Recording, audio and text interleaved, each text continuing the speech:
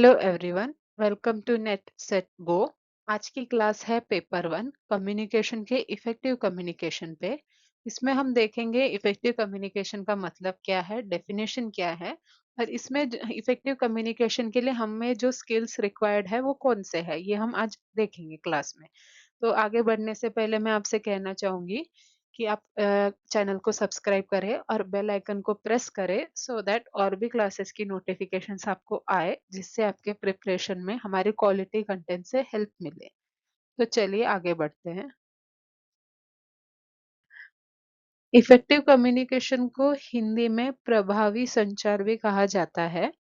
Effective communication is defined as the ability to convey information to another effectively and efficiently। हमारा information दूसरों को हम कितने effectively और कितने एफिशिएंटली कन्वे करते हैं, उसी को इफेक्टिव कम्युनिकेशन कहा जाता है। Effective communication is a process of exchanging ideas, thought, knowledge and information such that the process or intention is fulfilled in the best possible manner. In simple words, it is nothing but presentation of views by the sender in a best way understood by the receiver। हम जो information pass कर रहे हैं receiver को, वो हम सबसे best तरीके से पास पास कर रहे हैं सो दैट वो रिसीवर को काफी अच्छे से समझ में आ जाए। तो उसी को इफेक्टिव कम्युनिकेशन कहा जाता है। तो वही सब यहाँ पे हिंदी में दिया गया है, पढ़ सकते हो।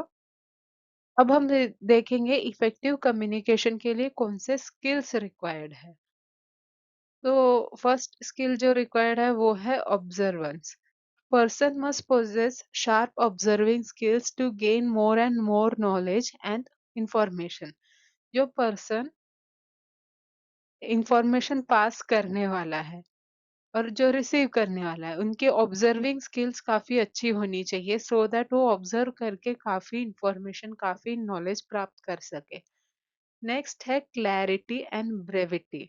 The message must be drafted in simple words and it should be clear and precise to create the desired impact on receiver। हम जो मैसेज सेंड करना चाह रहे हैं वो इस तरीके से क्रिएट हुआ होना चाहिए। उसका मतलब है कि उसमें सिंपल वर्ड्स का यूज होना चाहिए, ऐसे कॉम्प्लेक्स वर्ड्स को यूज नहीं करना चाहिए। वो क्लियर होना चाहिए और प्रिसाइज होना चाहिए, मतलब बहुत लंबा मैसेज नहीं होना चाहिए, जो है वो टू द पॉइंट मैसेज होना चाहिए और सिंपल वर्ड्स में होना चाहिए सो दैट हम जो चाह रहे हैं कि रिसीवर को ये मैसेज मिले उतने एफिशिएंटली वो रिसीवर तक पहुंच जाए। नेक्स्ट है listening and understanding. The most crucial skill in a person is he must be a good, alert and patient listener। He must be able to understand and interpret the message well।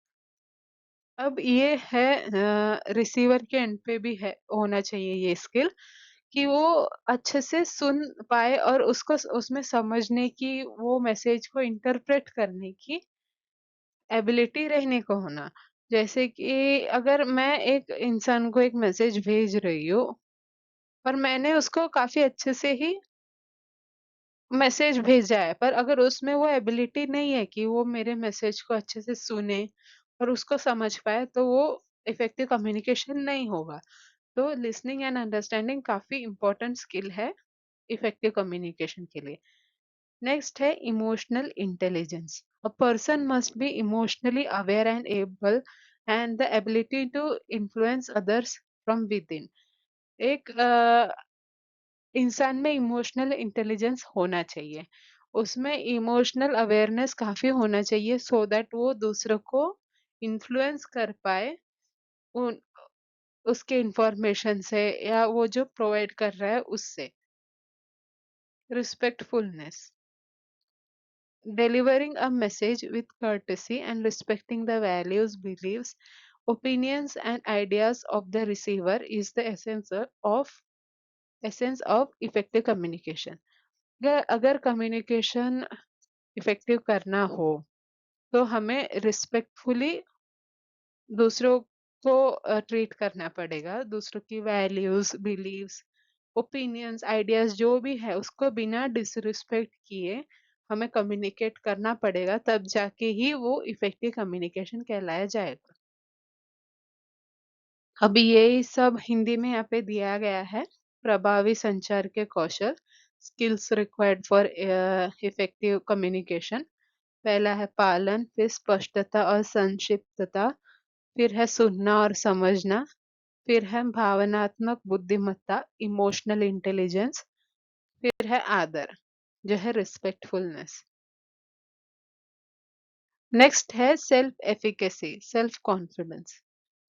Also, he or she must have faith in himself and his capabilities to achieve the objectives of communication.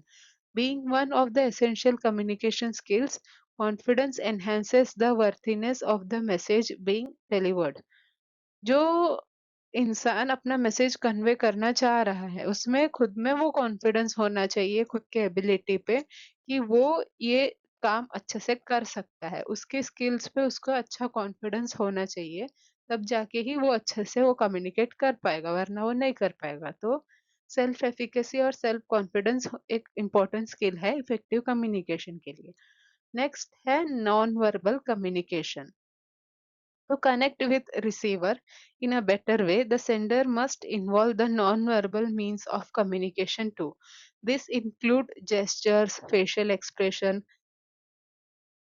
Eye contact, postures etcetera. अब जब कोई इंसान किसी से communicate कर रहा है तो वो सिर्फ बातों बातों से ही कम्युनिकेट नहीं कर रहा होता है, उसके फेशियल एक्सप्रेशन, उसके हैंड मूवमेंट्स, आई पोजीशन वगैरह सबसे कम्युनिकेट कर रहा होता है।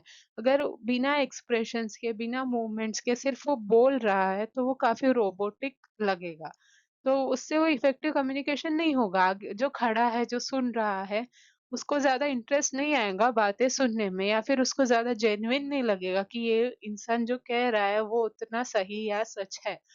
तो वर्बल वर्बल मतलब जो हम कह रहे हैं डायरेक्टली, और जो नॉन वर्बल है जो है gestures, facial expressions, eye contact, posture, ये सब वर्बल और नॉन वर्बल को इनकॉर्पोरेट करके ही एक इफेक्टिव कम्युनिकेशन हो सकता है। तो उसमें हमें वर्बल भी इनकॉर्पोरेट करना है वर्बल के साथ। अब नेक्स्ट है selection of the right medium. Choice of the correct medium for communication is also a skill. It is necessary to select an appropriate medium according to the situation, priority of the message, the receiver's point of view. हम हम communication के लिए कौन सा medium choose करें, अब ये एक डिसीजन हमें खुद को करना होता है, और ये हम सही से अगर नहीं किए तो ये हमारे कम्युनिकेशन को अफेक्ट कर सकता है। तो ये हमारी रिस्पॉन्सिबिलिटी हम कि अगर इफेक्टिव कम्युनिकेशन करना हो तो हम सही मीडियम का चयन हम खुद करें और अच्छे से करें।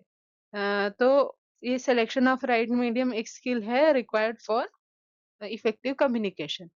फिर नेक्स्ट है प्रोवाइडिंग फीडबैक।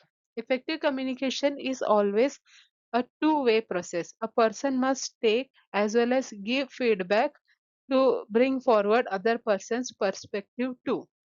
एक इफेक्टिव कम्युनिकेशन तभी होगा जब फीडबैक दोनों तरफ से आए, हम दूसरों के फीडबैक को एक्सेप्ट भी करें और हम खुद भी फीडबैक दें दूसरों को, ताकि हम अच्छे से समझ पाए कि आगे वाले का हमसे क्या फीडबैक है और हम क्या फीडबैक देना चाहते हैं उसको आगे वाला कैसे अप्लाई करता है या एक्सेप्ट करता है। तो providing feedback is also a very important skill in effective communication.